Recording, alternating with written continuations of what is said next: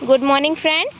आज के चलें हमारे स्कूले राजकीय प्राथमिक विद्यालय शक्ति फार्म नम्बर 1 जेखाने बाच्चारा एक सुंदर एक कहानी शोनार परे निजेर क्वेश्चन आंसर प्रस्तुत करबे बांगला भाषाय। देखें कि करे ओरा प्रस्तुत करे। नदीर काछे के थाकतो? पिपड़े। पाखिर नाम की छिलो? टिए। हाथिर नाके टिए। हाथिर नाके की छिलो?